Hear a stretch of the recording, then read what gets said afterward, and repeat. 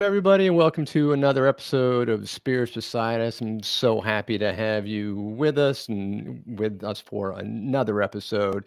And today we've got just another special guest. She's close to my heart. Dr. Charnel is what I'm going to call you.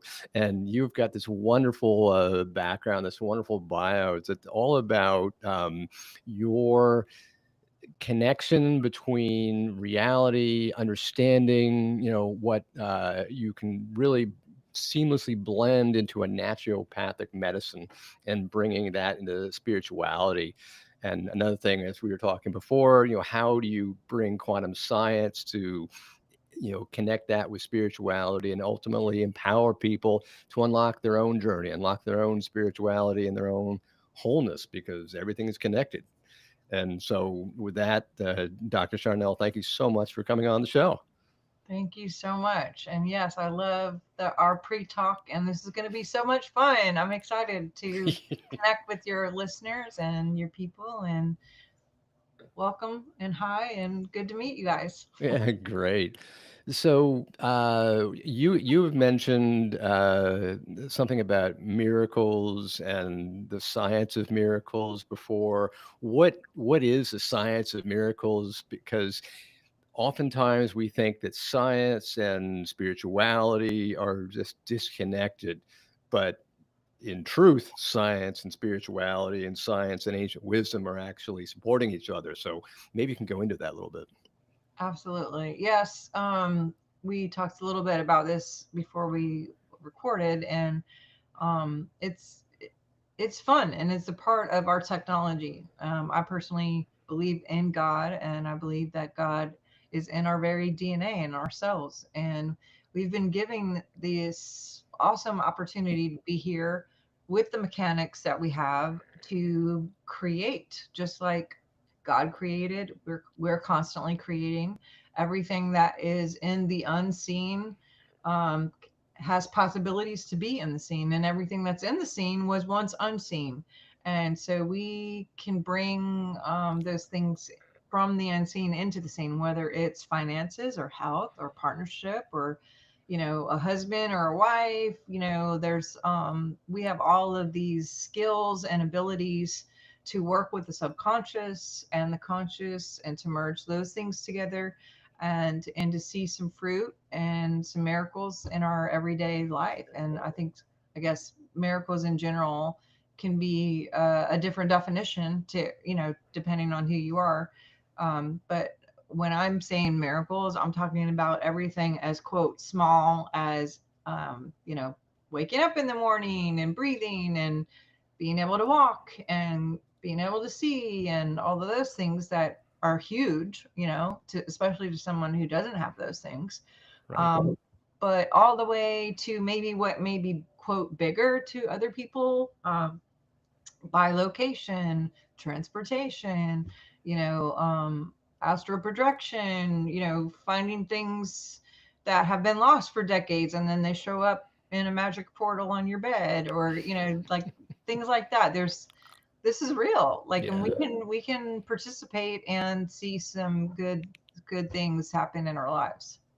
Yeah, that's so interesting because it really kind of comes down to almost quantum physics, to the point where everything is energy, and if everything is energy, you can work with energy. You are energy. You can create energy.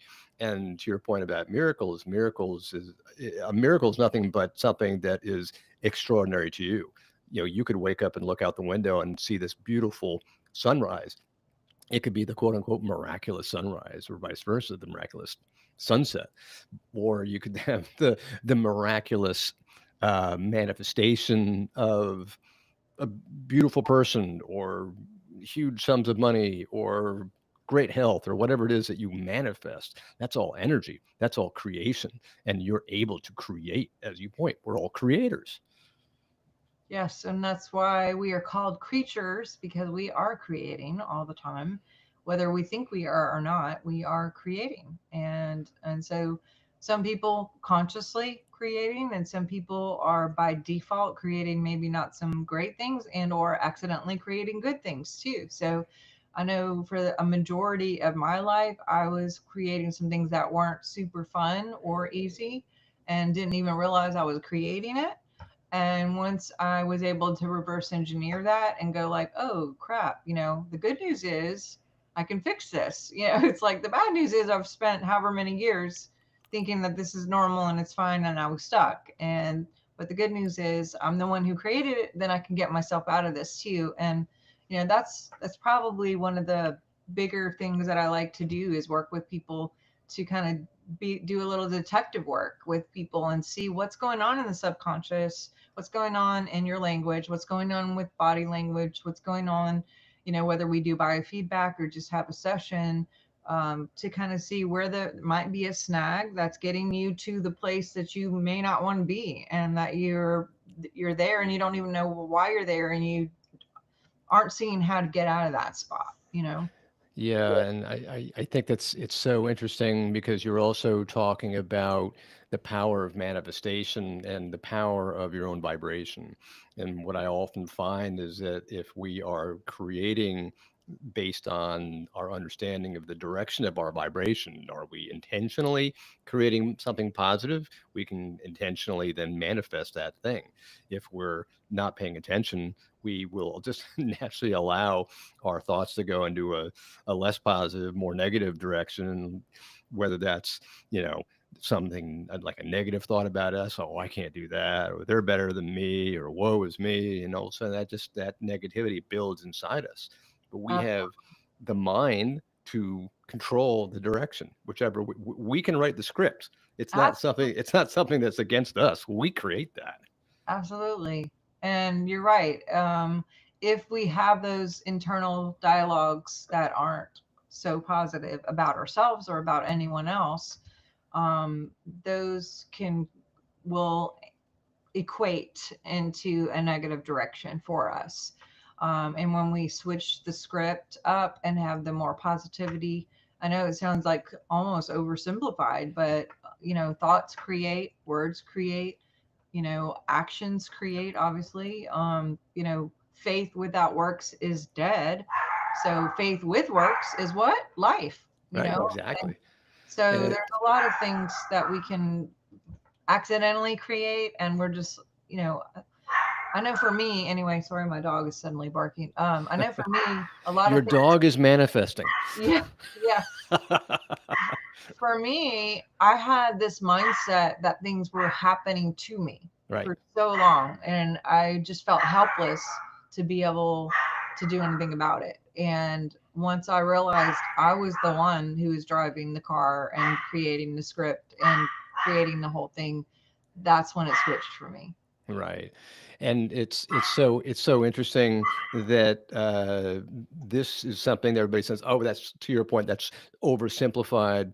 Well, if you even are something that's thinking or following one of the most profound leaders to ever exist on this planet, Buddha, if you even had some inkling about Buddha and you just listen to what he said, all that we are is a result of what we have thought. Yes. And you listen to that quote and you're just like, huh, But yeah, wow, it's that simple. Yes, it is. It's another the Buddhist principle of like follow the middle road. Same concept. yeah, All that you are is a result of what you have thought. yeah, So that's it's really your big. thoughts create things.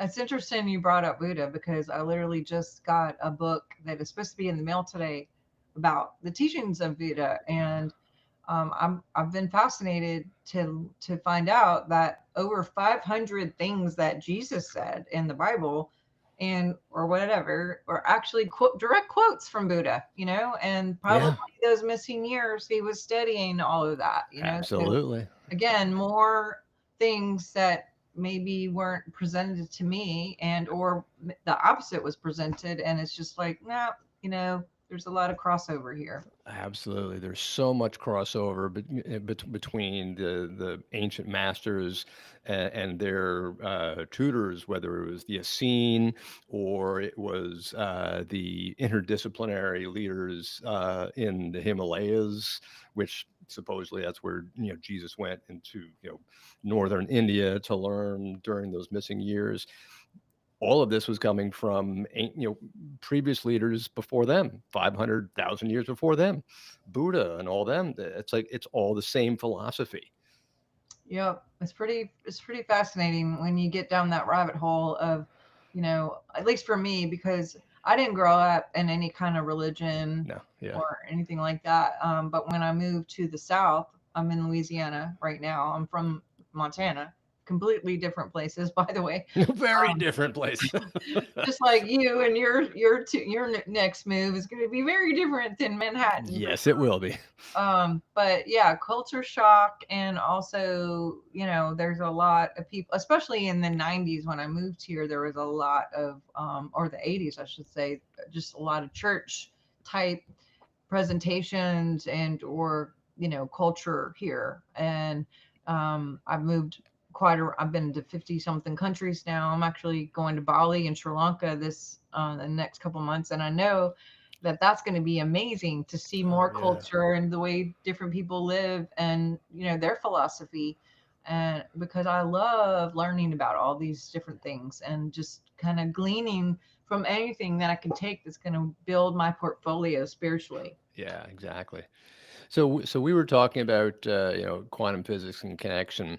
How do you understand quantum physics as it helps us understand our interconnectedness, our unity, the connection of all things? Because quantum physics was the one thing that kind of helped me bridge materiality to spirituality, coming from my background. So how do you understand that connection between quantum physics and spirituality and or interconnectedness? Yeah, and that's a really good point. Quantum physics for me, for me, physics is anything physical. That's the scene, right? It's Hmm. what is already here. And the quantum realm is maybe the unseen that we haven't brought into the scene yet. And it doesn't mean it doesn't exist. But it's Like tiny. It's tiny. frequency of Wi-Fi, we don't see it. There's Yeah, so much that the eyes can see within the spectrum that maybe dolphins or bats or dogs see that we don't. And then right. there's stuff that they don't see. So um, for me, we have this amazing technology of our bodies and what the physical body will do. And it sends out this projection into our field. They call it a electronic belt or a biofield, bio meaning two. There's a radiation that comes out. Here's a picture, kind of sort of what I made up anyway, of Yeah, yeah, of this aura that we have. And I've detected some people have usually an average of 4 to 5 feet. Some people I have seen way broader in their footage of how they are presenting and or what their abilities are as far as not only creating but how far out they're creating and how that's tangible and transferable to other people.